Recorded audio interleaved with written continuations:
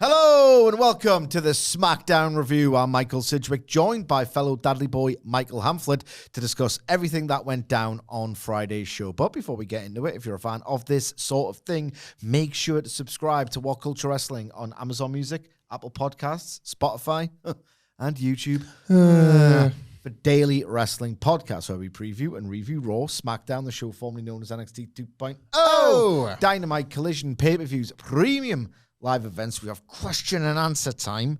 We have wrestler interviews on occasion, roundtable wrestling discussions, and we host a roundup of the week complete with a bloody good quiz, of course, on WhatCulture. Sidge, are you ready for a good time? We briefed people last week, and we will continue to do so in the absence of Adam Wilborn. This is very much the start of Wacky Summer, the biggest Wacky Summer ever, which is a bad thing rather than a good thing, really, where there's going to be combinations of the two of us, or sometimes even the one of us. How's that going to work? Or the none of us. It's probably the none of us. How's that going to work? It's probably not between now and September. So just to sort of get this out the way, address the elephant in the room. Keep going. Typically, obviously on this podcast, we like to be a little bit more analytical. So I want to apologize if today me and Sidge get a bit self-indulgent and have a bit of fun with it, because Sidge is obviously playing the role of a special guest rather than a podcast regular. So this one, I know what you guys tune in for, but this one might go a little bit off the rails. I'm going to be analytically deep diving. You might say into the slop.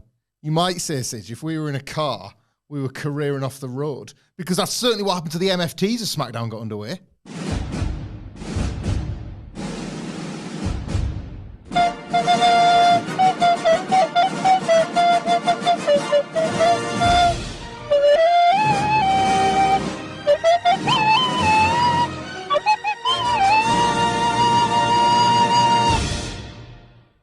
Good button in from Sidge. I thought he might go for Oh My God, but he went for that one because this was indeed the first act of cinema on a particular silver screen edition of SmackDown, I would say. There was a lot of this, how do you say, complete bollocks across this episode. Yeah, few and matches. This was the start of it. Little action. Little action.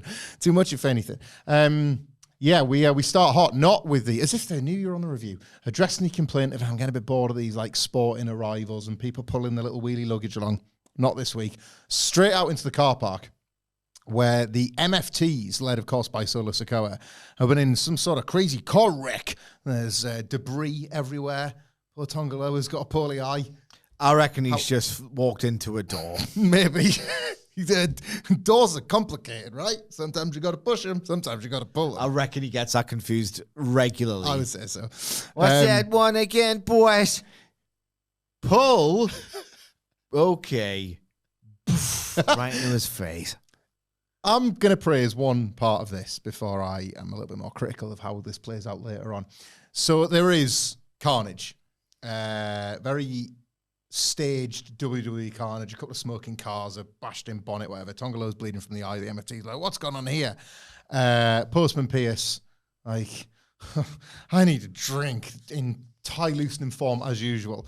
And then what I thought was actually quite a cute bit of physical comedy, Cody Rhodes, fully suited and booted, just walks into shot and is like, got the contract signed with John Cena, right? Let me just take this from here. You look like you got hands full. I'll catch you later on. Oh, that was quite nice. Like playing, is it lampshading it or what? Like, hanging a lampshade, hanging a lantern. Is that what we're doing here? Lampshading / hanging a lantern. Yeah, like Cody kind of acknowledging that the wackiness was happening, but almost like saying, "Yeah, but this isn't real, is it? Yeah. Stuff is real. This stuff's nonsense." Yeah. What do you mean? Not much. Yeah. Not much at all. Do you want to comment on it when we wrap it up? Yeah. Okay. I mean, I don't really want to comment on it at all, but Wilborn's not in, so somebody's the show. I'll tell you what, you didn't ask for my brow thoughts, did you? Sorry, I didn't know. It's bad. All thoughts would have to be broad on this particular edition of SmackDown because this was the proudest in a while. It's real bad. Yeah, it's real bad. There was one good thing. Stick around for that. Well, was it good? Or was it everything you've ever seen in your life? I was just going to say, you better not be talking about the thing you're talking about. No, I'm not. You know what? I'm not. I think it almost sticks out as, you know, on SmackDown we're doing this, but then what is this? You see it bloody 3 times a week. Yeah. On a Wednesday. I think we're going to be on the same page there. Let's get to something there. It's one of those. Sorry, no, that's okay. It's one of those matches you watch it and you feel out and you think, oh God, some prick's going to be a knob if you say this was fine at best. Especially because there was a spot that was like a double neckbreaker supreme where like 4 people could have tried to catch 2 bodies and nobody did. Yes. Let's start then, because that was the kind of like the cold open with something that I genuinely like and found myself kind of worked into enjoying here. We go to, before they're going out into the building, Alexa Bliss is with Charlotte Flair, and they're talking about if they should go their separate ways. And I give you love. But Charlotte tells Alexa, whoa, not just yet. Like, I've actually gotten us a women's tag team title match at SummerSlam. And Alexa Bliss is saying, like, how have you done that? And Charlotte Flair's like, I might not be a champion right now, but I'm still a queen. I can still get what I want. And Alexa's like, oh, I suppose this friendship might yield some benefits eventually. And Charlotte Flair's like, well, yeah, I kind of feel that way too. I wouldn't mind if you were ringside with me tonight. And Alexa Bliss appears at first to be affronted by this. She says, what do I look like, a cheerleader? And then they both look down at the skirt she wears, and they're like, she sure does. And that leads us to Charlotte Flair versus Raquel Rodriguez, and Alexa Bliss comes out not with Lily, which could be quite a significant turning point actually, but with black pom-poms. She is kind of like reverting to the cheerleader role for Charlotte Flair. She almost knows that she's being patronized, but is playing along with it. She's wearing the t-shirt that's like, we're not friends, allies of convenience, whatever. Like, I think they're really onto something with this. I really do. You could feel it at the Evolution pay-per-view, and you could feel it here as well, I think. I can't lie to you, man. Right.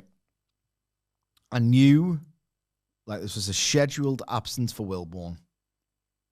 I knew after I was brutally reminded by Hamflett, oh, yeah, you got to watch SmackDown. You're looking forward to some Blue Brand action over the weekend. Yeah. So I can't lie to you, right? I cannot sit here and say that on Friday evening, yeah, I'm putting the kids to bed. Like, James, eldest, go to your room, youngest, sit with you for a bit because he's still a bit young. No, realistically, it would help us a lot if you could just go to sleep. But it's fine. We love her. We love her anyway. These are great days. Great days. Don't know what you got. The lid's down. So I'll sit, with my own thoughts, transfer rumors. Is there anything funny on Twitter? Oh, yeah, obviously not on Friday, but on this morning. Nut Nodder, as I like to call him now. Who's better than Top Dollar? Not Nada. Well, if you watch his bump at Slammiversary, it's Nut Nada, because I'd be surprised if he's got any left. Guy broke his balls. The guy broke his cock and balls, and I pissed myself laughing. But that's the kind of thing I like butter in my ass and a lollipop in my mouth. That's the kind of guy I am. So I'm sat there, like, transfer rumors, just having a go on my phone and just having a little bit of on Friday, because on Saturday, I got to wake up for some Blue Brand action. I am not thinking when I've got all the thoughts to think about. Yeah. God, I'm going to wake up tomorrow and Charlotte and Alexa are going to be best friends. Yay. No. You weren't thinking that? No. Oh, well, that's already taking me in a new direction. Yeah, indeed. However, as much as I personally cannot care, nor can I fathom really why other people would care, there was actually one moment where I'm like, that's pretty good at the end of the match. The mere fact that they have softened Charlotte Flair and got people to cheer for her is verging on a promotional masterstroke. It is. I don't care, but people do, and I didn't think that was ever going to happen with Charlotte Flair. There is such a... So, yeah, sorry, this was Charlotte Flair versus Raquel Rodriguez, which is set up off the back of Charlotte Flair explaining that the tag match has been set for SummerSlam. And there's a really neat overlap with the response to Charlotte Flair, and I would say how it kind of makes sense suddenly within the fiction as well. We'll get to that. Because you've got, Alexa Bliss and Roxanne Perez are both ringside for their respective partners. It's I like when Charlotte Flair is cast as she should be, which is as one of the bigger, stronger women in the division. For years, they neglected that because it seemed like there was this idea that there was no such thing as sizes in the women's division. But with Roxanne Perez, you can see visibly they're like along the same line size-wise and strength-wise. So it's all very like war of attrition, who's got the harder punch, the harder shove, whatever. And And Charlotte takes advantage early doors, but she gets thrown into the steel post. And after the break, Raquel Rodriguez has got like a submission backbreaker on, just kind of like beating Charlotte down. She gets like that, like rotating corkscrew Vader bomb thing she does. But Charlotte makes the comeback from that. She gets a chop, she gets a punch, she gets another like big response again. This crowd is carrying over from Evolution. Raquel Rodriguez rolls through on the crossbody. That gets a 2 count, but Charlotte gets back up. She targets the leg after that. It's at that point that Roxanne Perez tries to get on the apron and distract. So Alexa Bliss, who has been like doing the cheerleading with the pom-pom the whole way through. Again, there's this idea that she is not wanting to be patronized, but you can see, I've got to credit the performance, it's also projecting the idea that I do actually quite like her. This is working for me too, I guess. Snaps the neck, snaps Rodriguez while Roxanne Perez is distracting the referee. It's an accidental one. Charlotte gets a super kick and gets the win. She's pinned Raquel Rodriguez. The tag titles are on the line at SummerSlam. And yeah, to your point about how over this has gotten Charlotte Flair, it does then add a bit of credibility to her using her stroke to get the match, because it's not just as simple as, I'm the queen, I get what I want. It's also now, I'm the queen, and the company have seen reason to back me again, and it's benefiting Alexa Bliss. I can kind of make sense of it in the fiction, as well as this obvious like outpouring of love that has come Charlotte and Alexa's way. I mean, I don't care why WWE matches get set up. Half the time they don't make sense. So maybe I should be more scrutinize this sort of stuff more, but it's the Fed. At a certain point, you reach an age. Midlife wisdom of they're going to do what they want and get bloody people spanking them bloody monkeys regardless. Yeah, that's it. Do you know what I mean? Every Saturday morning, fire up Netflix and just straight up jacket for 2 straight hours. Spank your monkey, you know? Yeah. I'll tell you what.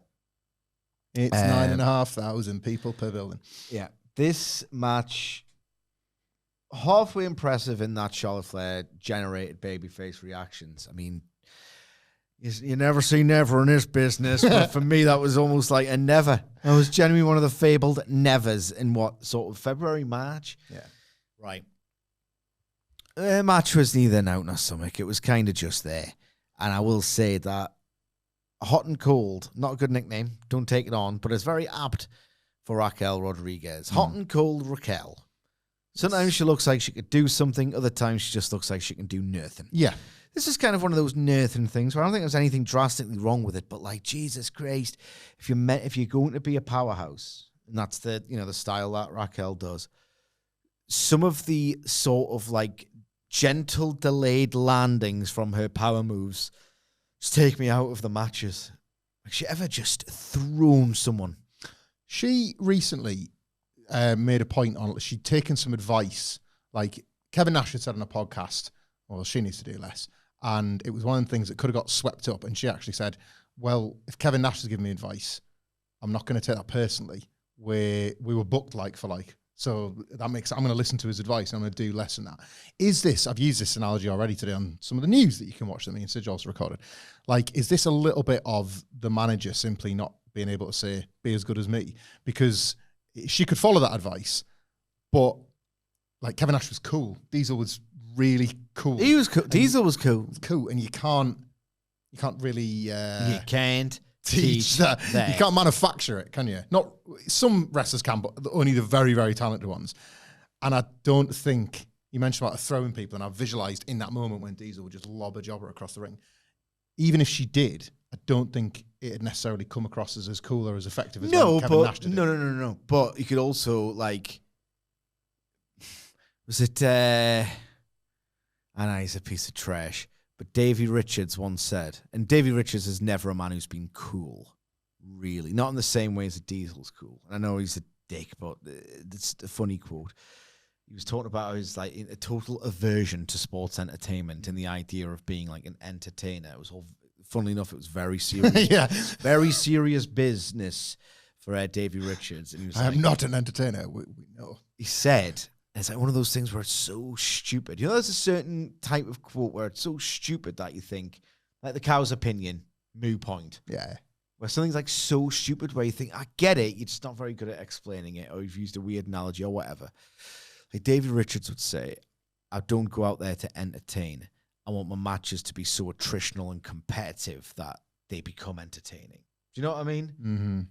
You can be uncool and do cool things Mm-hmm. by being just a stiff, intense, bit of a dummy who doesn't know their own strength. Yeah. Like Braun Strowman. Yeah. Not cool at all, but some of his stuff looks cool. Like Raquel doesn't have to be diesel cool to, I'm not being funny, just spike someone to the canvas with like a bit of conviction or a bit of bite to it, a bit of oomph, a bit of Jesus Christ, is that particularly, that doesn't seem well advised, but I'm kind of glad you're doing it. I don't know. But like very, very early Batista before he got cool. Just not like stop. You're on the cool thing again, bro. No, but he wasn't cool for a while. He was just, there I was don't want it to be cool. I want it to be violent. Okay, all right. I want it to feel reckless, Got you. even if it is. I see. Not. And if it is reckless, I'm still entertained. Yeah. To a degree. Come on. I don't know. She just gently lowers people to the canvas. It's a bit more Kane than anything else. Oh, yeah. No, I mean, a sidewalk slam. And I mean, there was a fake Diesel. That was If there ever was. Yeah. I will say, in spite of myself. And look, if this slop, I like it. I would like it.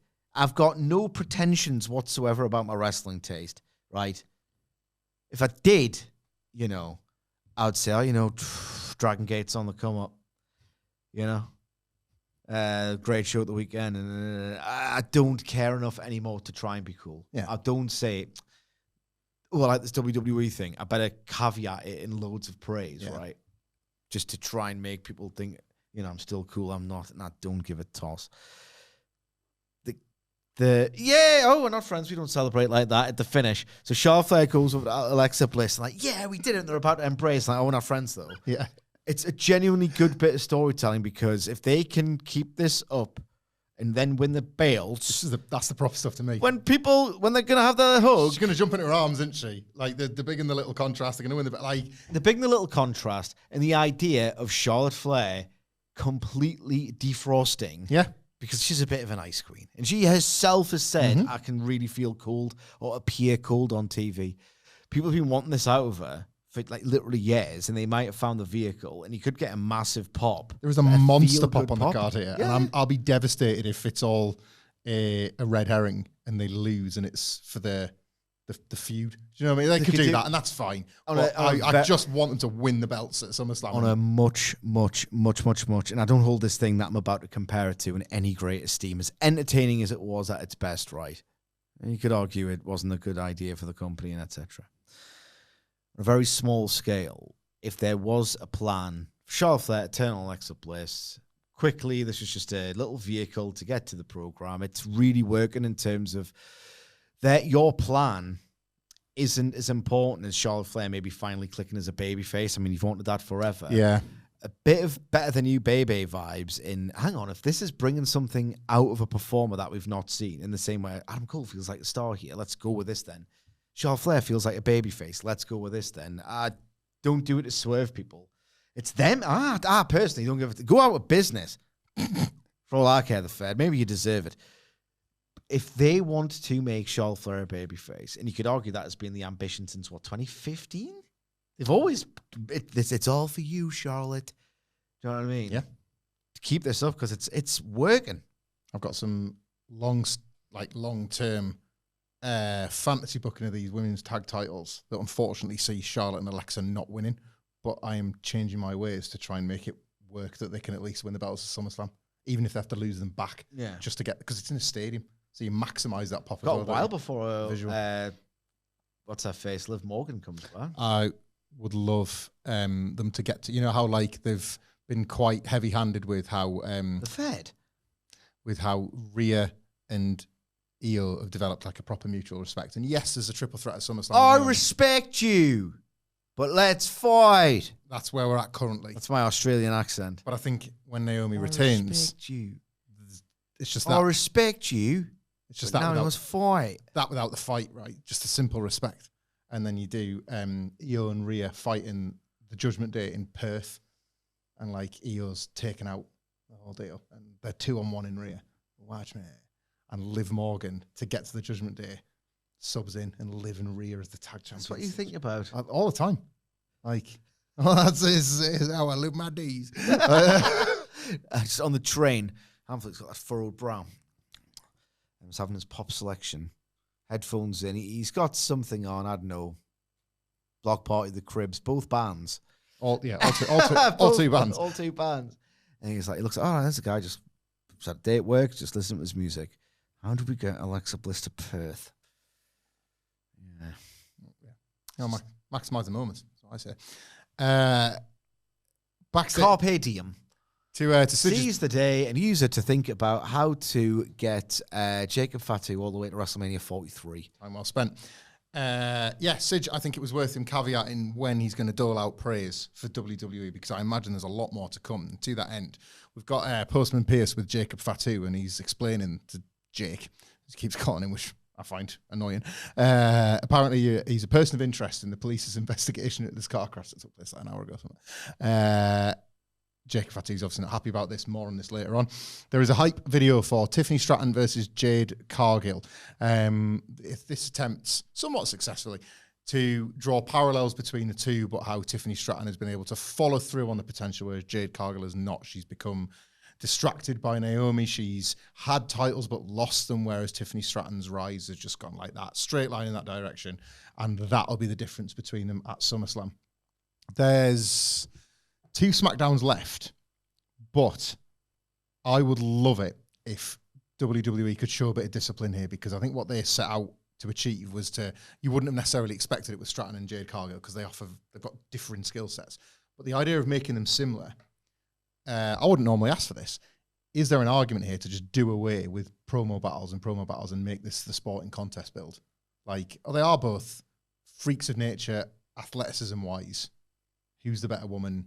See them in the gym. Like, Tiffany Stratton was a gymnast at high level. Jade Cargill is this like incredible athlete. That's always been what's kind of brought to the dance. Gym stuff, I think, could be the move here, because the video package was better than them. Like, bicker. I don't want a bickery promo between these two. Well, it's a fed. And no, I'm with you. I was shocked. I was like, oh Christ, I mustn't be interested or able to tell a story here if we're doing like video packages before. Usually the video packages is cobbled together by the actual story beats, and this was just video package first. Look, it would be weird and diminished return territory. You know, it's them counter-programming AEW with such pathetic zeal that has landed them in the sort of problem of, oh God, SummerSlam's in 3 weeks, 2 weeks, what do we do? And I think if you try to manufacture some kind of boilerplate, beat down, grudge thing, it's just going to feel like a diminished return of everything that Jade Cargill's been doing with Naomi. Yes. And if you just do it for the sake of it, you're going to diminish the idea of, oh no, there was an actual betrayal there. There was an actual grudge there, and that they're going to probably revisit at some point. So add a different tenor to your programming. Sorry, should we talk about gladiators or something in a minute? Yeah? You know, I'm a big fan of discipline and creative generally, and in storytelling. Like, do a sports build for something like this, and then, because so when I talk about, there's a brawl, there's another, it's that time, time for another anarchy in the arena, more brawls to build to that. It's like, if you did more sports-based builds on, all right, they got like, you know, sort of complementary backgrounds, a mirror match is forthcoming, a bit of respect. Like, wrestling has a problem with heat generally in terms of premise these days. So why not go sports-oriented when you can, and then the transgressions might actually feel like hate-filled things. It's good for the range of these big shows as well, isn't it? You should be able to differ between why matches are taking place, and there's nothing else currently that would be this. So this gets to be its own thing, doesn't it? About as far away from that as you can possibly get, because Aleister Black... Don't turn your back! On Damian Priest's stuff from last week is recapped, where Black lost to R-Truth by roll-up. R-Truth, who was nowhere near the show. Funny. That is the funniest possible outcome and match result ever. The critic answerer on 2 counts in which neither critics were answered. It's just that as well. We're pushing R-Truth and Aleister Black does jobs. So what's your problems, critics? Well, all of these things. It's that, but it's just like the idea of Aleister Black. Yeah, he wasn't going to headline a Full Gear, but, you know, maybe he wasn't good enough anymore. But the idea of, God, if you could just harness that genius wrestling mind and all those ideas that he has, if you could just harness that genius, the new Undertaker, the new Raven Taker, Yeah, you put the chilling terror of the Undertaker and the genius, like creative mind of Raven in one package. Scotty Mensa. Yes, you've got Aleister Black, and the best thing is if he makes that jump, yeah, like CM Punk, Drew McIntyre, Sami Zayn, Roman Reigns, Cody Rhodes, they all have like a bit of input over their creative. You might finally see unleashed this genius mind of the most underutilized creative genius of his generation, Aleister Black. And, Tony's fumbled him like he fumbles everybody else, yeah? And if you get Malachi Black to make the jump back over and Triple H is finally in charge on the main roster, new Undertaker commences with added Raven influence. It's going to be a Goth's dream. Yep. That was the pitch. And then losing in 2 minutes for an R-Truth roll-up. Yeah. Funny. That's if it is ever going to happen, of course. We all know that these rumors have been wildly exaggerated yet again. It's a dream match factory, if you ask me. I want to see Aleister Black going up against your likes of your Punks, your likes of your Andrades, your likes of your Rusevs. Never seen the like. I love it. And your likes of Damian Priest, apparently, because he's patrolling the halls looking for Aleister Black. Carmelo Hayes does what Carmelo Hayes always does, which is just be like, I told you this happened, you stupid idiot.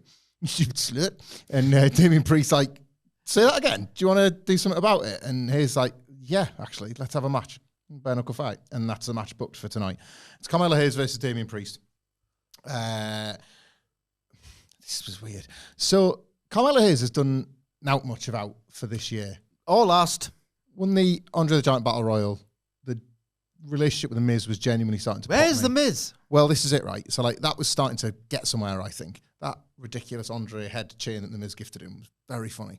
And I'm not even doing a bit. I know you're not. Earnestly I still say like this. I didn't realize this chokehold that crap-fed humor had over you, because you like Chris Morris, you like The Office. You've actually got a funny, good sense of humor. That time I caught you popping at R-Truth alone in the office.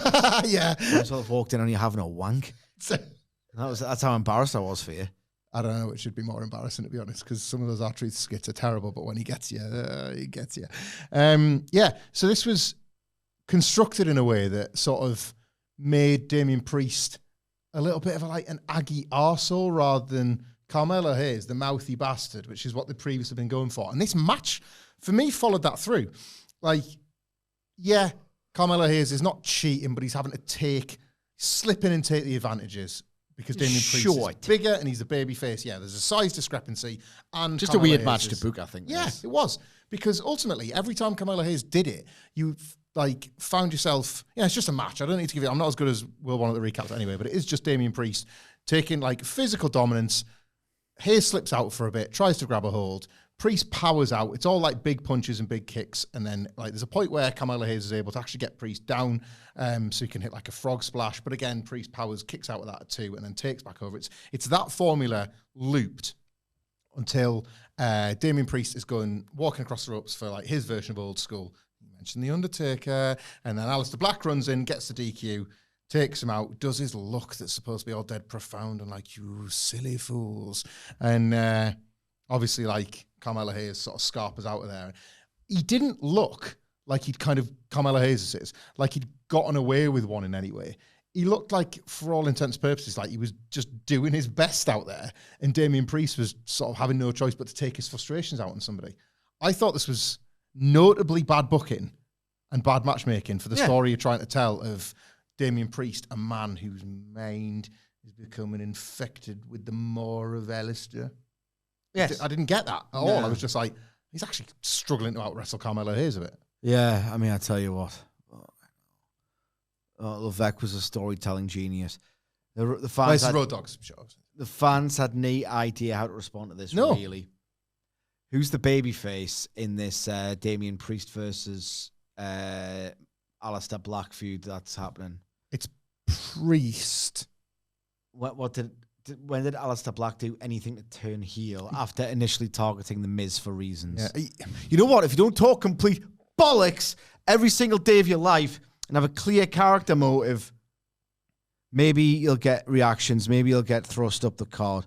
What an absolute fraud. He got some Aleister boos Black here is. for breaking up the match, which was like, it's interesting that like the fans I'd and have cheered. attendants were like booing. First time in my life I would have cheered for Ali Black, yeah. The sanctity Do you know of what I this mean, though? contest. Like, That got him some boos. It's one thing, right, where ironically, considering, people, do cartwheels over no man knows ever truly evil.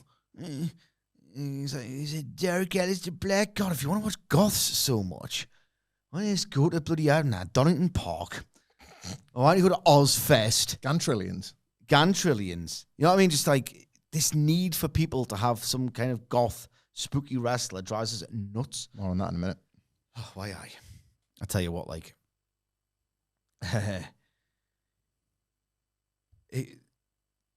Aleister Black is almost as much as Heyman. It's no wonder I've heard reports of Heyman endorsing the great Aleister Black. It's like two dumb bitches telling each other exactly because. Didn't he do the pick a fight, knocking the door stuff? That Heyman. Yeah, probably. I mean, I don't know. Forced to take credit for that, wasn't it? I don't know. But you know when like that meme, it's two dumb bitches telling each other exactly. It's like Paul Heyman. Oh God, this guy knows what he's talking about. No, he doesn't, asshole. And that's the point. If you're an AEW, right, they do a Menra, they go like deep with that sort of like extreme niche metal in terms of mainstream wrestling, okay? It's more niche than Killswitch Engage. They go for this undiluted, proper black metal, whatever presentation to appease these people who are desperate to have this involved in their wrestling. And it's a cool aesthetic and a really cool song and all the rest of it.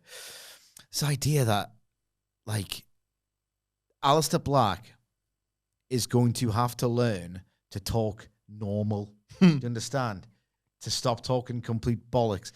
People have got no clue what he said in his life, right? Might as well be talking alien language, right? Because no one's got a clue what he's talking about. Oh, this is more than just a fog. What are you talking about, bro? So the fans have no idea, therefore, what to say or feel or think when he comes out. So he just has he does his little goth Tyler Bate routine, where it's the same quite impressive thing in every single match, his little sequence. Like he's in Butlins, he does his thing, goth Butlins. The fans got no idea really how to respond to him. Is he a face? Is he a heel? It's one thing to do that kind of stuff, I guess, elsewhere. He's dressed like an edgelord snooker player. Yes, I know. He's got like the waistcoat and trousers, but he's wearing the black suit. This guy's an idiot who thinks he's clever. Quintessential. Here's the thing, right? If you want to do these elaborate visual clues, deep lore stories, maybe he's just completely phoned in and doesn't give a toss anymore. I know you used to say like, oh, the lights on my Twitch stream were different when I'm surprised no one, quite disappointed actually, that no one understood the shade of eye makeup I was going for on Dynamite the other week. It was honestly like, you see how this is blue? Because we cover SmackDown. You're not going to believe what colour it is when we do Raw. Yeah, I know. That was the extent of what he was trying to like say with those room promos. Someone with that mind and that desire to tell that kind of story that no one understands. God, if you go through a Reddit thread trying to decode it, it's like 1,000 dumb bitches telling each other exactly. Right? If there's ever a promotion where you should probably keep it simple and just, I mean, this is the promotion, and I'm not saying it's slop, I'm not saying it's for thick people. It's got its audience. I've met WWE fans who I think are cleverer than me, right? I'm not doing that bit. Thank you. No, not you, though. It's the Yeet Zero Miedo, I believe in Joe Hendry promotion right now. What do you guys want to talk about? Is it great to be alive on a Monday night in wherever the hell we are tonight? Get your shit in. Yeah. Make it comprehensible. Be a babyface or a heel. Yeah, guys, no time from whatsoever. Thank you for providing me a perfect segue to a segment featuring characters that for the longest time, despite our tastes and I'll brag a little bit, our knowledge and our ability to apply context of where this typically ends up, a story and a set of characters. Tag team gold. Put egg on our faces. We extended a lot of latitude to, and in some cases, quite a lot of praise to in its early days. Around a year ago, actually, when these debuted. We had a video from the Wyatt Six. Yeah, they became tag team champions last week. And that's it. Yeah, the tag team champions. This is where they belong. Right, let me get this right. The Street Profits bond is held only together by a lust for gold. The Wyatts are built for this.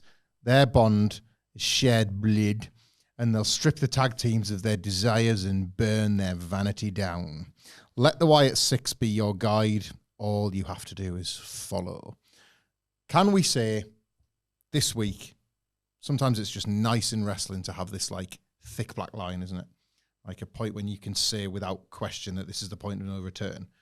It has happened again, and the praise was earnest at the time, but we are just back to the Wyatts being generic spooky, and by all accounts here, like generic spooky heels as well. It's just stuff in it. Like, do you remember when they did the weekly vignettes where every character went into quite a lot of detail to explain their own personal trauma, in some cases attached to Bray Wyatt, in some cases attached to elements of their career that had stalled, and how the personas that they put on through the Wyatt Six was like Therapy, a way for their trauma to manifest in a more positive fashion. And ideally, you program them against heels so that when they kick in ass, it's like, and look at them now. I think they were against like the Final Testament as a good, and Chad Gable's lot is a bit of an illustration of that. These are just words. These are just spooky monsters, and now they're the champions. And as evidenced by like how DIY, like Gargano, is booked to react against me. Scary guys, you get the bits. Like that's what they are, innit? Yeah. Like talk about your million post Reddit threads. If you're looking for stuff here, strip the tag teams of their desires and burn their vanity down. What's that? Just goth spooky word soup by the villainous monster heel champions. We're done with the profundity is what I'm getting at. I think so. I mean, obviously, they're still trying to tenuously link it back to we have got a real bond. We go after people with fake bonds. Yes, our bonds are better. Our bonds are more Sean Connery than Pierce Brosnan. Better bonds. GoldenEye's the best Bond movie, bro. I don't think that's not the. I don't. It's not the consensus. I don't like Bond. Yeah, I was going to say that's not consensus. Connery's known as the best Bond. I think so. Connery and Moore. They're the. I think Moore was like shark jumping stuff. Was he? Yeah. Wasn't Roger Moore the first one in the films? Didn't he do like Dr. No or something, and then he dodged off for a bit and came back? Connery was first. Was he? Was it? I don't know. I'm not a Bondsman. Connery. I am not a member of the Wyatt Six. You do not understand. I think the flanderized Bond. They flanderized Bond when who was Connery and then who else? It was Doctor. You're correct. It was Dr. No. Connery. Was it Lazenby after little transitional Bond? So George Lazenby, I know, did On Her Majesty's Secret Services is one film. On Her Majesty's Secret Service. That's correct. Yes. Sean Connery, George Lazenby. Sean Connery comes back. Roger Moore does all the 70s Bonding. Then we get T-Dolt for 2. I like Dalton. Me too, because I like the vibe. That's like the 80s. I like the vibe of the soundtracks for License to Kill and Living Daylights. A View to a Kill is my favourite Bond song. And then there's a big old Gapski. There's Brosnan. Before GoldenEye. 90s, early 2000s, like kind of popcorn action flick Bond as Pierce Brosnan. And then, do we go straight to Craig? Well, I was going to say, we go to Daniel Craig, but rather than it being straight to Craig, he kind of adopts not so much a Bond, it's more like a Batman villain version of the Bond era, isn't it? I would say his Bond echoes a certain Bond Batman villain. They're Joker, baby. They kind of like get a bit, they get a bit House of Black, these Bonds. Like, yeah. Spectre, Skyfru. Like, it's all a bit I like, think this is the era, and again, the Bond fans just ripping their hair out over regurgitated takes. But like the crap about it's like the Bond ultimatum, the Bond supremacy. It's just like so. You could hear Alice the Black saying the phrase "quantum of solace." Yes, he would say that about how he's going to beat Damien Priest. We've literally already done this bit, on a podcast. Have we? Remember Alistair Black's Bond films? Vaguely, we did a bit like not that we do bits, but we indulged ourselves on this occasion where it was like, what about instead of GoldenEye, stupid crap lore about your eye? I do remember that. Yeah. Dr. No pop. That's it. Yeah. So my understanding is Sean Connery is quintessential Bond. Yep. And a little bit, do these women want this? Mm-hmm. Sort of 60s, 70s awfulness that was very pervasive in British culture. Yeah. Lazenby was the little transitional, like, oh, he was Bond. It's much the same way as, I know all the data, but I don't disbelieve it because it's data and you have to be deranged to stop. As soon as you start like thinking, oh, these things didn't happen, even though they did, that's when you lose your mind. But you're not Lazenby, you've seen him, he hardly looks like, Bond. Yeah. I've never seen it. But it's on Her Majesty's Secret Service. You see him and you think, you, Bond, are you sure? In almost precisely the same way I feel about, you're giving 6 years of that belt to Bob Backlund. Oh, yeah, well. Everything I know about Bob Backlund, about wrestling promotion, about New York, and the bloody theatre and the gaga of it all, 6 years of backers. And ironically, he's kind of like Backlund in 94, isn't he? Because he's just a transitional Bond. He's just there. You can't have Roger Moore. Like, you couldn't have Diesel going over Brett straight away. You couldn't have Roger Moore replacing Sean Connery because it looks bad in Sean Connery. You need Lazenby as a transitional Bond. Bond Backlund. Yeah, Bond Backlund. And then, as far as I'm aware, like, I've seen minimal things. Maybe just half watched at Christmas as something to fall asleep in front of. Roger Moore, I think, his films are very successful and all the rest of it. I think the Flanderized Bond, like stupid gadgets, like the puns were out of control. I think he was Flanderized Bond. He did Octopussy, which is pushing it. Yeah. Title-wise. He did 7. He's got Octopussy. He's got... Trying to think of like a similarly, another animal, preferably aquatic based, that you get some vulgar pun out of. So octopus, Octopussy, Lobster. Hung like a seahorse. It's good. We'll get there. We'll get there. 7 Bonds Roger Moore did, as opposed to Sean Connery's 5. Daniel Craig is now level with Sean Connery. I feel like Daniel Craig was an overcorrection of is he done now? I think so. Past tense, is he finished? I think they're doing some kind of Amazon deal. Okay. Sorry, we don't normally get off track, but there was a bit of Bond talk for a bit more of a self-indulgent edition of the SmackDown review. Yeah, I don't have much to say about the matches. Time to get back to the action, because the MFTs are out. They're out. They're out. Solo out of a serious car wreck they were in earlier on, of course. Solo Sikoa is saying, look, what's happened tonight, I shouldn't have been surprised, really, because this is what Jacob Fatu does. It's who he is. He only cares. A criminal. Once criminal, always a criminal. He's got no discipline. He only cares about himself. Solo says he was the one that turned Jacob's life around by bringing him, because Jacob's crackers, of course, by bringing him to WWE, away from his life of crime, put money in his pocket, made him a champion. But yeah, once criminal, always a criminal. And he's not really shocked at what's gone down, although he's disappointed. But we go to the back where Fatu's there with the police, but one of the police officers, the definitely real cops, says that, you know what, you were a person of interest, but you're not anymore, and you can go and handle your business. That's what police always say. And that business in this case is coming to the ring and kicking ass. Jacob Fatu comes to the ring. Jimmy Uso comes in from behind to try and evil the odds a little bit. It's still 4-on-2, so the heels have got a numbers game, but Jacob Fatu manages to sort of at least split them up with one of his massive dives.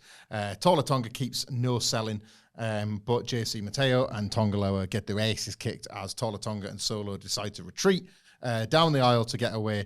It appears to be setting up the big tag match between the two, but wait, because Postman Pierce is out, and this was so clever how they got it. So just like, Solo, if you're so obsessed with Fatu being locked up, well, you can be locked up with him, if anything, Jeff, because you're going to be in a steel cage match with him at SummerSlam. I was convinced at this point that they'd constructed the entire police story around this line and just about. Oh yeah, of course they did. Prisons, everything, prison, steel cage. 20 grand on a car wreck. That's the only way we can possibly announce steel cage match. The steel cage match is set because that's what Solo wants, right? Is Jacob in a cage. So we've got a steel cage match between the two at SummerSlam as like the grand payoff between those. But Solo Sikoa's night's not over because they go to leave. And then wouldn't you believe it, the Kopskis, they swivel the old hips and being like, and actually, you're the one under arrest. It wasn't made clear if Solo was like getting charged with like one of those really funny trivial charges like wasting police time. Yes. Or he'd orchestrated a car wreck, but if he did orchestrate the car wreck, Tonga Loa bodged it to such an extent that he got injured in the worked car wreck. So which is it? Well, it's like, you can't thou shalt not frame someone for another crime. That's one of the commandments. Wasting police time, vehicular damage. It's a laundry list. What did you make of this? Punishment is wrestling. My punishment is wrestling. Show long story in the outcome and the match and everything. Where are you at with any of this? I'm not looking.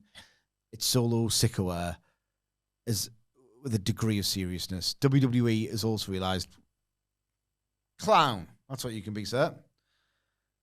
It's the kind of thing that on its own terms, very silly. Don't hate it. Really don't hate it. It's when they do this stuff and then get told, oh, God, it's cinema.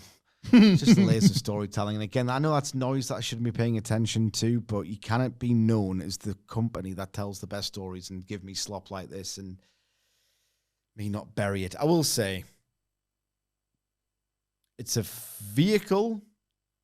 Let's go with the pros. The list of pros.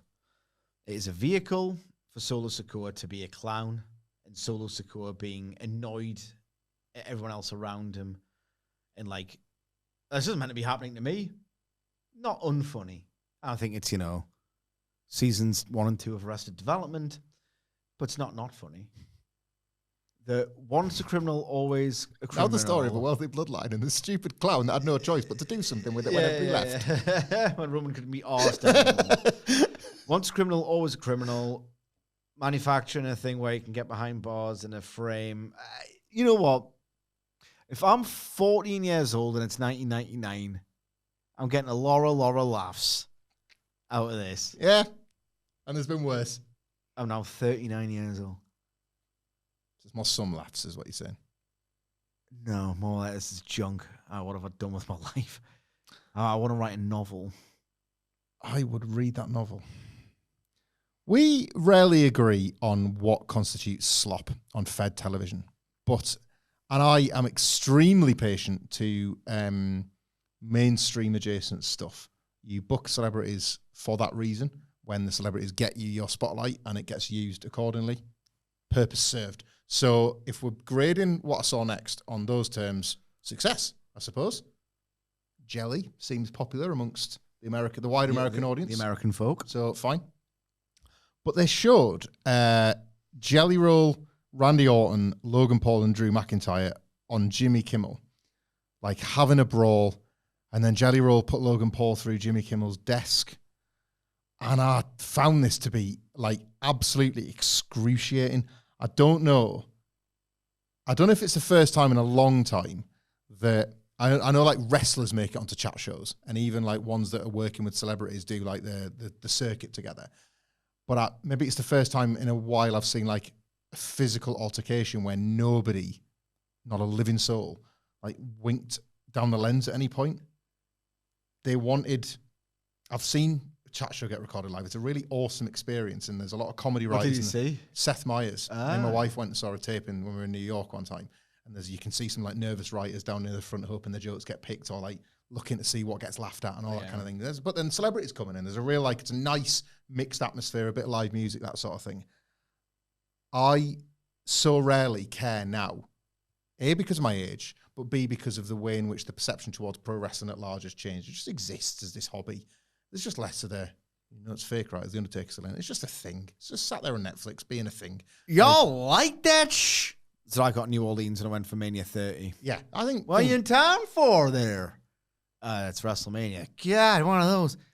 Y'all like that And imagine, like, that person... it's fake, right? Like, at what point does that person stop having that conversation with the 70, 80,000 other people in his town for the wrestling? I know. It's just, you feel like that mood has shifted towards wrestling. If I had gone to the taping of this chat show and he just had an interview with Chapel Roan, like, I'm a musical guest tonight at Chapel Roan, but first, there's a big... main event coming to New Jersey's MetLife Stadium, and Jelly Roll, who we saw promoting his album 2 weeks ago, come out here with your friend Randy Orton, and it's like having a nice conversation. And so, Randy, how about those wrestling holds? You want to put one of those on me one of these days? And he puts a little headlock on him, and all that's fun. And then this boots off. I would sit there in that crowd, and I would be like, oh God, like the other people would be like, ha, this absolute dumb crap, and I'd like have to join in with them and pretend that I don't watch it for a living, because I found this excruciating. Nobody like Nobody winked and nudged and said, it's a bit daft, a bit silly this. We don't have to pretend like it's real anymore. It's 2025. Like, I don't even think this would... I'm going to get you a SummerSlam. Oh, man, I swear, you could watch friggin... You got more of that.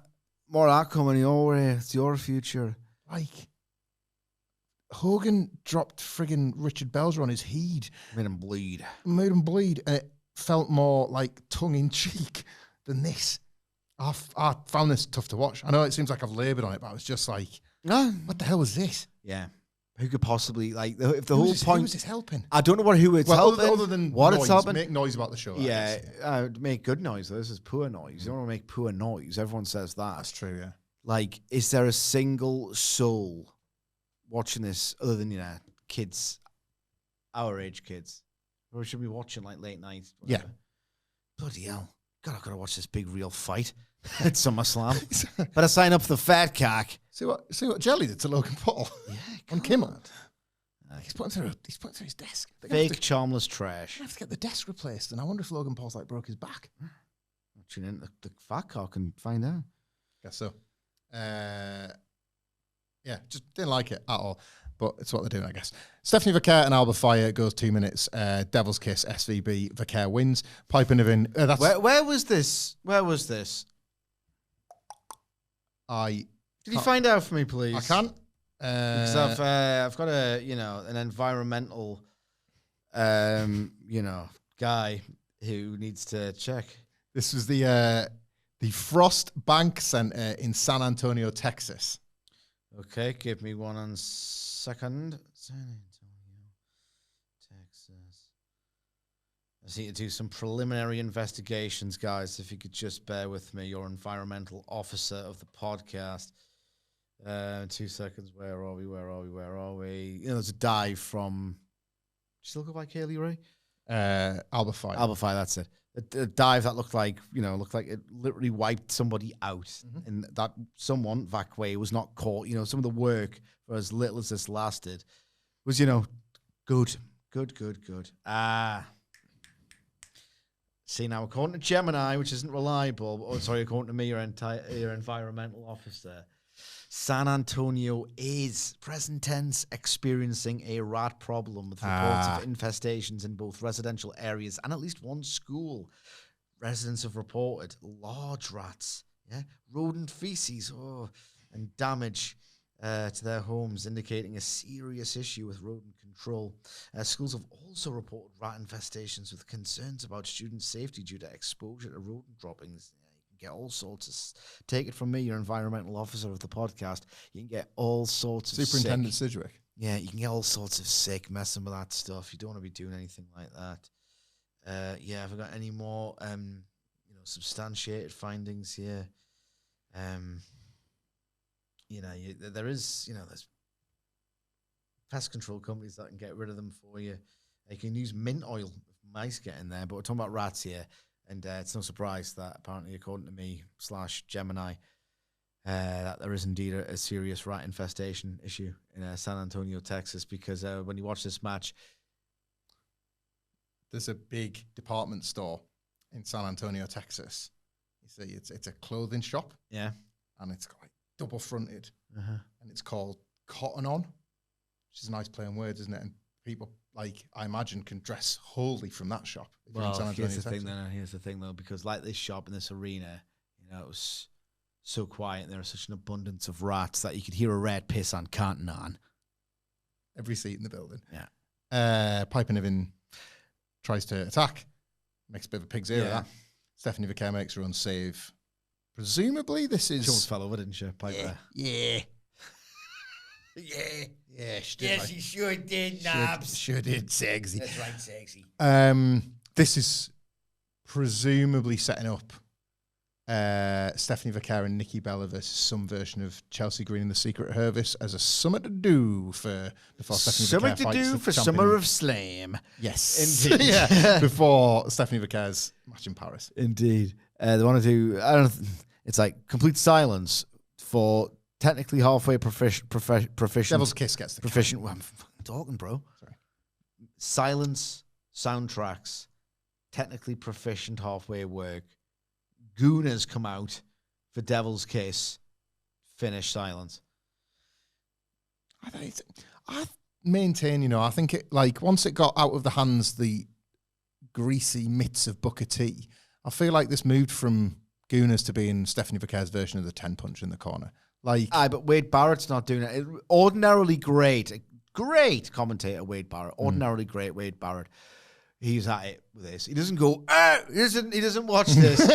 he doesn't watch it when he's commentating on SmackDown and go, boom, boom, boom, boom, boom. God. He doesn't do that. Like a gross Costco. I'll give this 10 big booms out of my cock and balls.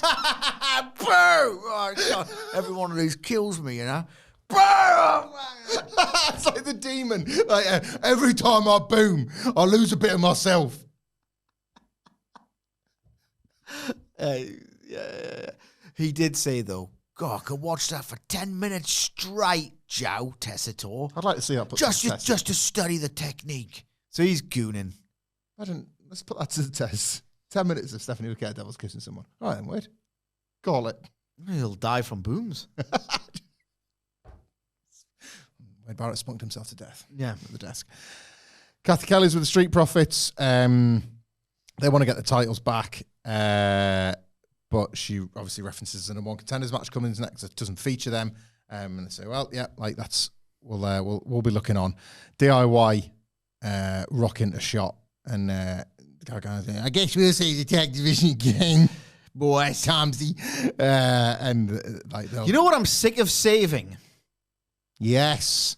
We're saving AEW. We're saving the feeling. Seth Rollins is saving WWE and making it more stable away from the disruptors and the part-timers. This tag team division needs saving. I don't care about the quality of your program. I want your program to just be good and me to think it's quality as a result. We've gone from starving to saving. Yeah. Wrestling always does this. You cannot just have save this. We need to save 8 versions of a thing. Bloody Wilborn. Saving. I think you're onto something there, Sidge. Well, speaking of saving, maybe we can save some time because I'm not going to bother recapping what was objectively a good moves match between DIY, the Motor City Machine Guns, Fraxium, and Andrade and Rey Fenix. I will say I do like Rey Fenix's cool new body. Oh, I don't, bro. But we'll don't? get. No, he looks like an asshole. Like white Spider-Man guy. Reminds me of when Ricochet wore it that time at SummerSlam. But like, and this is not a knock at Rey Fenix in the slightest. Like Ricochet. He's like a hottie with a body. Pop that top off. Yeah. Whereas like Rey Fenix, it's not something I think about with his work. So I just thought he looked pretty cool in his white Spider-Man thing. Wild. Think about 2021, 2022. Ricochet and Rey Fenix. You think, oh God, what are these exciting and really mind-blowing to watch and futuristic, and the other one's Ricochet. Oh yeah, I'm certainly not arguing for the... You switch the companies and you switch the fortunes. Success of the push. How does that happen? Moves. There were bloody loads of them in this one. Loads. I really even recap it. Cannot do with this match justice. Just give it a watch. It just works. Like it. But skip. Fraxium are the ones for me here. In that I loved the added depth to their... the one for me, Frazee. The added depth to their NXT matches. Well, British pop culture references. That's apparently what the show's all about, isn't it? In the like... Ooh, matron. God, you just gave me the worst flashback there. Can you guess in that moment what you gave me a flashback to specifically from the relatively recent past of pro wrestling on a weekly basis I would loathe with every fibre of my being? I saw a version of it play out on an old Dynamite I was watching the end of, which should be a clue for you. We were talking about this over the desks today.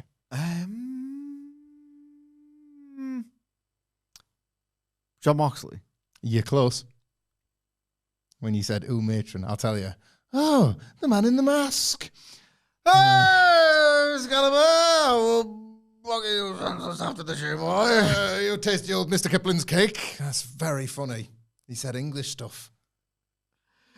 No illusions to fancy an Excalibur under that mask. Oh, man in the mask, you beautiful boy, you. I'll bung my spotted dick up your fish and chips all day long. You frightfully delicious jam and cream scone. Oh, God. I'll make a neat mess of your bumhole. Do you know what I mean? Bumhole's a cake or something. I don't know. I like eating. I'll make an eating mess.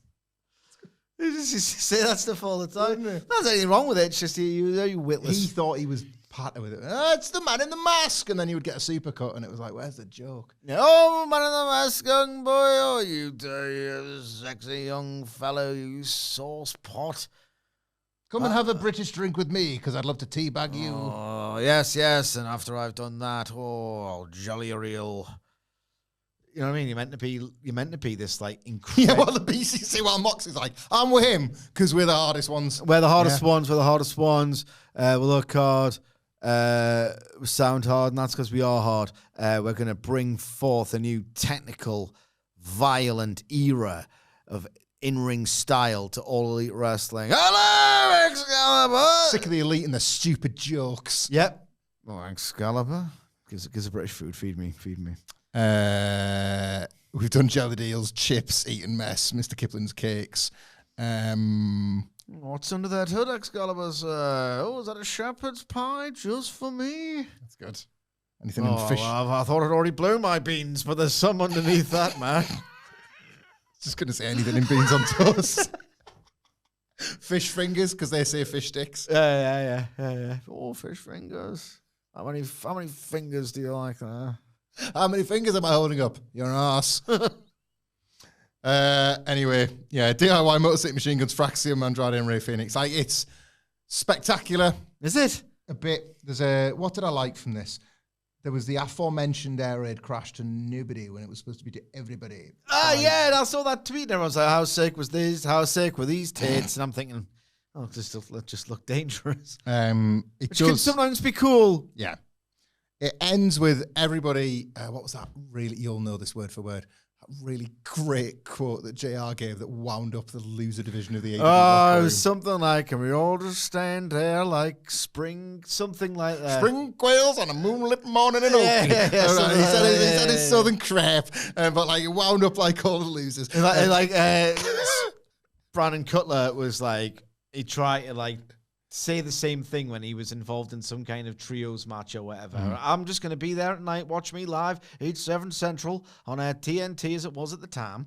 And I'm going to stand there like spraying quails and and Dax Howell was like, put some goddamn respect on Jim Ross's name. He quote tweeted him. It's like, you think you know so goddamn much? You think you know more than good old JR?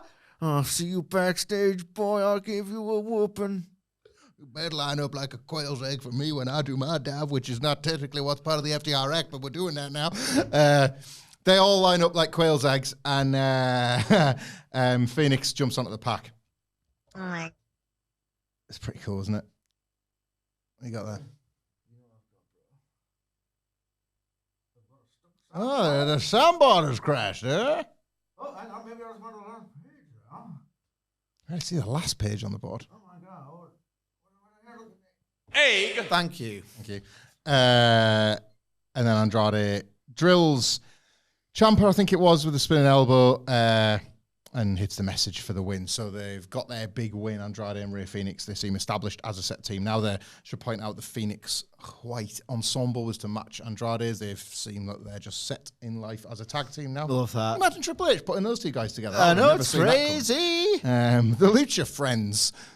Because his brother's the over one on Raw. Yeah. And now, presumably, they'll get the shot against the Wyatt Six in this never-ending parade of tag matches where the belts have changed hands. They're playing all the hat patooties with these belts. So theoretically, they could change hands, but it would sure make those scary Wyatts look daft if they lost them. There's a bit where, goddammit, Joe Gacy was talking, and it was cutting between Gacy talking with his eyes like this and his big theatrical community theatre delivery while it was cutting to Loomis doing the old stairs, and I'm thinking you can put as many fake snowstorm effects on your little filter there. It's still crap. This match was fine to good. Quite dramatic at the end, I guess. But it's one of those where it's like, how could you possibly get? It's one of those matches where this has rapidly become one of my least favorite genres of pro wrestling. It was risky. There was some, you didn't see all the thigh slaps. Everything was a bit frantic towards the end. There's nothing really bad about it, despite maybe being a bit contrived. It's the match that makes me feel dead inside. It's either the match that makes me feel dead inside for not enjoying, or the match that you'll get accused of being dead inside for not enjoying. And I don't think it's very good, and I just feel like I'm being told something. I'm being sold up the goddamn river, losing my ass on SmackDown TV matches. I want to engage here in a dialogue with our beloved audience and our more critical commentariat alike, because I think we could waste time telling you move for move how this went. Or if you're watching SmackDown You've seen it already, and you really enjoyed this match, and you got to this point of the podcast, and you think, "Oh, I was a bit disappointed. I want to hear the Daddy Boys go deeper." Well, Wilborn is the best at recapping these kind of million move a mile an hour matches, but I think let's do the analysis that I think we're best skilled for here. There was a match the other week, and I can't remember what it was, but the point remains the same. Many moons ago, when certain critics of this style were doing it just to grift and just to get clicks, of which we are not. Contrarians. Yeah, contrarians. The core message at the heart of that critique, as laboured and as lazy as and outdated as that critique was becoming, was... You gotta save your body, kid. You gotta save it for when it matters. You know, like the idea that your bump card, like, has only got so many stamps on, completely broken, dropping on his ass every night. But this is the idea, like, save it for the pay-per-view, save it for the payoff, save it for this mythical night that is, by the way, the creation of the critic, not of the wrestlers themselves. I deem this only valuable to do it there, not here. We've actually reached a point where that it's true. Critique has become true. Yeah. Because the 52-week churn insists upon it. It is impossible to remember every single match from 52 weeks of television. Like, even a lot of the great ones will fall away because there'll be other ones, or there'll be really bad ones that kind of command your memory and your headspace just as much, whatever. Tony Khan seems really great at remembering that sort of stuff, to his immense credit. But like, most wrestling fans can only remember or consume so much, or like the stuff that you really love, you might watch it 2 or 3 times, and that gets embedded where these ones fall away. That criticism in this era is finally true, because there is simply too much wrestling for all of these ones to stick. I do not want anybody that watches this or listens to this podcast who thought that this was their match of the year, because there will be somebody, I know, there will be somebody like, this is the best match they've seen. A better example is probably the TLC one from SmackDown just after WrestleMania, which I can remember, so maybe that's the difference, right? But there will absolutely be people that watch this and thought, this is the best match I've seen this year, whether that's down to the range of things they've seen, or they might love Andrade or Rey Fenix or whatever. It is kind of the lowest point for this type of match when those old school critics are proven correct. Yeah, I know. When we're at the point where that laboured, invented criticism has become true, like, save it. Like, you cannot knock these ones out on SmackDown every week for it. Like, this division that needs saving, these tag belts, it does not love you back. If this division was so good that it warranted these matches all the time, there wouldn't be narratives about teams having to save it. Yeah. There wouldn't be narratives about the Wyatts being like, you are all rubbish compared to our powers. This is about as far away from the era of, the 2 eras I'm going to name, the Bulldogs, Hearts, Demolition, Powers of Pain, Rockers, Brainbusters, like depth, range, stylistic differences, competition, etc., or the Edge Christian Dudleys. Just the rhythm of all these matches is the same. It's You're not fighting for anything. You're fighting in spite of the division. I have a discourse poisoned slant on this kind of match where it's like, oh, you literally put this move for move in an AEW ring. It would be not as good, I'm sorry, as in terms of the best, 8-man party matches. Yeah. And it would be automatically bad. And I understand my brain to a degree that I recognized. I know I mentioned this at least once a podcast. It's a bit discourse poisoned, but at the same time, it has an actual effect on the enjoyment, because, like, I'm watching this and there's the hum for a lot of it, and they come up for the finish. It's like the fans don't really like this style that much. Or they at least know the place for it. I think you could stick this on a PLE and it would get a bigger reaction. It's just one of those where it's like the fans don't seem to come up for that much of it. WWE can't do the style. It's like they're so half in, half out with it. Never seems much joy. Like, it's meant to be a party match. No one's sat in the crowd, doesn't seem like they're having a party. I'm please boiling me. It's muggy in here. That's because the hot takes. The hot takes and the hot action. Yeah. What was next? Well, what's next is main event time, Sid. Oh, yes. And it's the Cody Rhodes was funny. and John Cena under one roof. Cody comes out first. He talks about his familial history in Texas. he always wanted to be like Dusty and Dustin because they were from Texas. They were real Texans. He kind of stops to address a point he made on social media that it's been picked at quite a lot, that he just wants to explain. He was talking about not flinching, but it was nothing to do with like retiring or things changing in his career or anything like that. He just wants to make it crystal clear, and he says he hasn't flinched in a ring since returning to WWE at WrestleMania. The way he did this conceit was great. Yeah. Not against Seth Rollins with a titty hanging off. Not when he was stood across from a beast. Not in either of the Royal Rumbles I won, one of which was in this very city. I did not flinch when I faced my friend Jey Uso. I did not flinch when I faced my mentor Randy Orton. And I did not flinch when wrestling politics and The Rock came for my soul and they came for my spot. But I did flinch once against John Cena at WrestleMania 41. Cena knows this and knows that having to take the title from one of, Cody says, having to take the title from you is going to be tough, but I was born for this. And I'm going to do that at SummerSlam. Postman Pierce brings out John Cena, but Cena wants to like cut the whole thing short. He cuts the music off really quickly. There's less of the gesticulations and part of the kind of the new heel entrance and stuff. He says, can you sit down, Cody? Like, I've got some really bad news for you, bad news for everybody. Please just let me explain. As everybody's aware, I'm filming a big movie for Netflix. You all know about that. And just as a result of that, I'm quite tired. I don't think I can do it at SummerSlam. I just don't think physically I'm in the right headspace. Been really busy. I'm emotionally kind of exhausted. You've earned your rematch, Cody. Good for you. Like, I'm as upset as the next guy.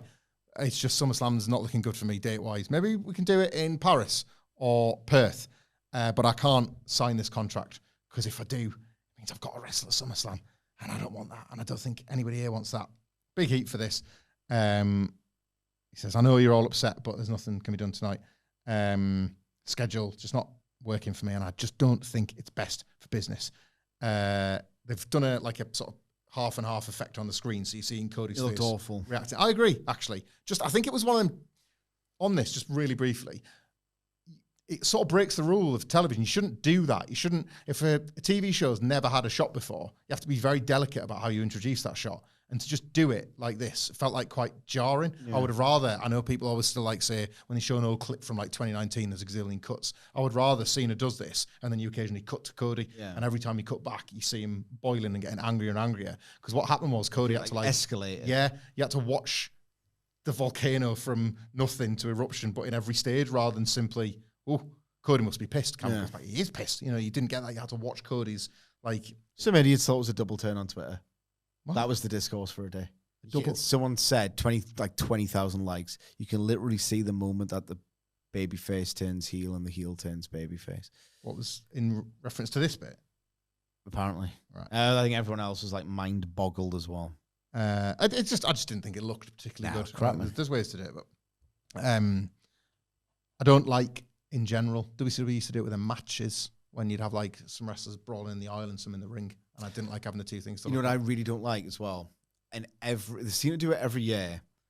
For the first 2 minutes of Anarchy in the Arena, yes, I always get scared that they're going to keep doing it. Luckily, they just drop the entire thing after 90 seconds of it or whatever, and then never return to it or rarely return to it. I hate that. The whole point is, oh, what am I missing out on that over there? Yeah. Rather just the unknown is meant to be amazing. The sensory overload undermines all of it, I think, and I didn't need to be looking at both of them here, but yeah, failed experiment there, I think. So yeah, he says he gets the best of business line, and you can see Cody's like fizzing at this point. Cena admits that this is particularly hard to do, what with it being his farewell tour. He was all for giving the people things to remember, but I've given you all I can give right now. Thanks, everybody. Good night, San Antonio, and thanks for your patience. He goes to leave. Cody is a ball of fury at this point, so he races down the aisle. He spins him round to attack him rather than attacking him from behind, but he does attack him. So where's your heel turn, dumbass? Yeah. The belt falls onto the floor, and they brawl over towards the ring. Cena is able to reverse like an Irish whip, and he sends Cody into the steps, and then he kind of like trudges off to go and get his belt. Cody rolls into the ring, and then Cena sort of decides, I'm going to take the opportunity and smash him in the head with a belt. But this time, Cody is able to counter, and the belt falls to the floor, and he picks it up, and he hits Cena with the belt. He follows through in the way that he wasn't able to do at WrestleMania. He takes kind of a look at the situation. Cena is out. He lifts Cena onto the table. He picks up the contract, and he does a splash onto Cena through the table with the contract in his hand. And then he takes Cena's hand with the pen in it and signs the contract. And then once the contract is signed, gets on the microphone and says to Cena, it's not just a title match at SummerSlam, it's a street fight. He then looks down at the title, kind of like the weight of it, all the gravity of it, and he picks it up and he holds it up as SmackDown goes off the air. I showed this to my 9-year-old, nearly 10. Oh, don't make us piss on his chips. Who is more, I think, of a Cody Rhodes fan than a wrestling fan. And this is his kind of first run at things. So he's kind of deeply invested in right and the wrong of WrestleMania. And he didn't look at WrestleMania as, what the hell was that? He was just like, Cena's beating my favorite. This sucks. I can't wait for Cody to get his revenge. And he was just like puzzled at how that can be a match. Doesn't John Cena need to be awake, Dad? Does that mean that like John Cena's just not going to have the match and Cody's going to get the belt back if he's not going to wrestle him, Dad? And I was like, I don't know, son. Wrestling's kind of dumb sometimes. You don't have to choose it just because I do it for a living. Yeah. And I think, before I get your thoughts, I think they were chasing something here and fell miles behind and couldn't catch it from there. I've been so critical of John Cena on these podcasts. I know, dear. And for the first time, I was like ready to extend a bit of latitude and have a bit of patience. And maybe it's just I'm so sick of his awful growling heel persona that I actually quite enjoyed him doing the like softly approach on the kind of emotional. He's still like a 10-year-old in a school play. Yes. Like in the way he performs. You can't take him. I cannot fathom that he's a professional actor. But nonetheless, I actually think this makes more sense with him as a heel than him being like, and I will do this and then I will do that and fee-fi-fo-fum. I'm just really emotionally exhausted, guys. I was like, you're more natural as this, dickhead, than that dickhead. This is not how Cody Rhodes gets title matches or reveals stipulations at all. This is not QB behavior. And if it is QB behavior, it's very Vince McMahon booking Roman Reigns as a crap alpha male in 2015 quarterback, not basically Cody Rhodes 2022 to present day quarterback. This, one of the whole reasons why this Cody Rhodes push worked as well as it did was that when Vince resigned in disgrace, Triple H, for however much we might disagree, and Cody Rhodes clearly had a good understanding of who Cody Rhodes needed to be. I don't think you get WrestleMania 39 to WrestleMania 40 without understanding how to preserve that character's integrity, for example. Yeah. And then a title reign, a celebrated title reign. This is Cody Rhodes playing the old-fashioned WWE alpha, not the 2025 quarterback. Yeah. And it was jarring. This was multifariously awful. Awful. I rate the hell out of Cody Rhodes. I do. I don't think anyone... we have reached a point, bro. And maybe you could say we reached this point in 2002. But we have reached a point... I know you're kinda... But we have reached a point where John Cena can't get anything right. He can't do anything. So if you just take all of this. Cody's promo was good. I did not flinch. He's got this unbelievable rhythm to his promo where fans just start begging for him to say the next thing he didn't flinch at. It reminds you that it really was a boom, a golden era, whatever you want to call it, because the stuff he's recapping makes sense. Oh, God, he's not lying to you. He did do all those. It's nice that they can actually use the history that is canon rather than how are we going to make sense of this bollocks from 2014 or whatever. This is actually things that occurred and you can buy it. You know? And his rhythm was great. His when to rise up and his inflection and all the rest of it, great. John Cena is a total hack who obviously knew, he's only ever worked under Vince McMahon, so it's no shock to me that his stuff is sub-Vince dross. So he's gone from being corrupted and darkened in my soul by the rejection of the fans, even though they loved them for 5 years. That was the biggest tell. Night 1 or night 2 at the Chamber, doomed. So he's done all that, and now he's basically on Friday's evidence just to, all right, I'll do chicken heel this week. I'll do chicken heel. It's like he's got this like WWE catalog of what to do. I'll do that this week. Just chicken heel. The opposite of Cody's point about being able to thread 3 years of story into one promo. Yeah. Cena can't do that in 3 months. No, he's feud terrible. with Truth was different to Orton, was different to Cena, was different to Cody. He's hopeless. His character He's absolutely hopeless. He's absolutely hopeless beyond help. He's just, he'll flit from one thing to the next because it's all he knows and he doesn't even know how to string it together. It's like his ring work. I'll be chicken heel this week. Right, okay. Understand the beats of the story. John Cena doesn't seem like he has anyone to help him, like he had at WrestleMania, so now he's scared, so he's going to be the chicken shit. But it's just so boilerplate. It doesn't feel like main event substance or emotion at all. Cody's, like, they've gone totally overcorrected on the idea, but from Cody's perspective, if I'm being generous, right, I let that guy make a mug of me at WrestleMania, and now he's trying to do it again. No, I'm going to kick his ass as a preview to the fact that there's nothing. I'm over the hero worship that cost me in the first match. I'm going to just kick his ass and I'm going to use weapons to do it. I get it. He needed not to jump off the top rope.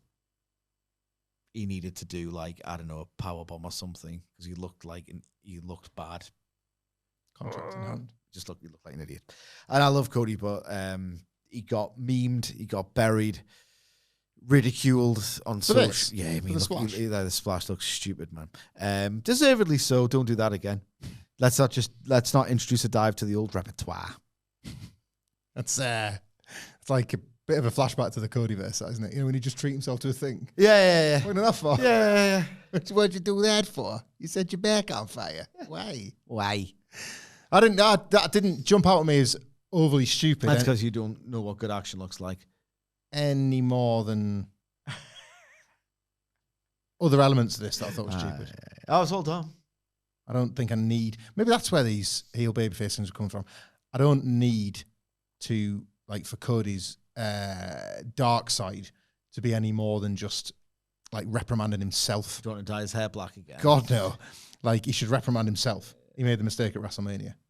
Own that. Yeah. Like an honourable champion. Don't then become like, and you know what else I need to realise? I'm the kind of hardest, sexiest guy around. Yeah. That is a one-way ticket to Heelsville. Yeah. Like, you can't do that. Nah. He's not that guy. Nah. You're not that guy, pal. You're not that guy. Just hope he wins the belt back. Desperately so. This is starting to feel real to me. Well, the decline? No, Cody winning the belt back. Oh, right, okay. Feels necessary to save the company, actually. Going to go to Wembley. Of that night before of anxiety, going Trafalgar Square, hoping. I know, that's it, man. That Cody Rhodes is going to do it tomorrow. MetLife night one. When do I get to celebrate? I'm trying to enjoy Punk Gunther, but I'm too scared about Cody and Cena. Yeah, that was SmackDown. Let us know your thoughts. We're done here. Let us know your thoughts. Apologies that we got. Continues to be a not good show. We diverted a couple of times, got a bit self-indulgent. We'll get back to the real one next week. But that's just what we like when we get together.